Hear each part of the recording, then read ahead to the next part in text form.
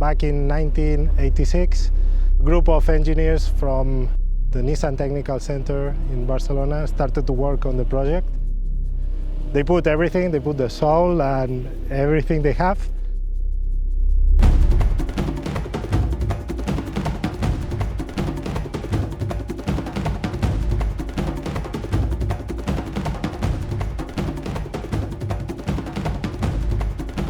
The first time that the Nissan team raced, like in-house team racing the Dakar, was the first time racing with a diesel engine in 1987. And they got massive success. They were the first on diesel category, they won. When the race was finished, the car was left 28 years on a museum near Barcelona. This is our heritage, and we think it's worth to bring it back to life. We bring it back to the factory where it was first made. The guys work during the weekends, also in the evenings,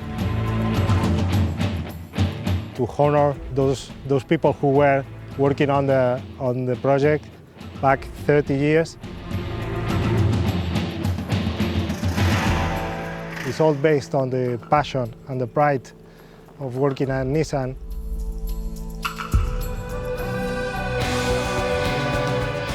After almost 2 years of work, finally the result is here, the vehicle is working, and we are really happy for that.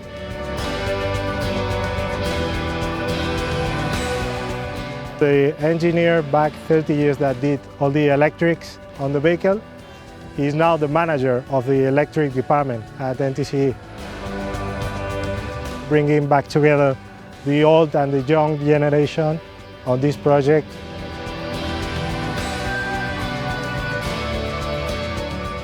Finally, we're bringing back to Africa. This car brings back to NTC the team spirit of the people.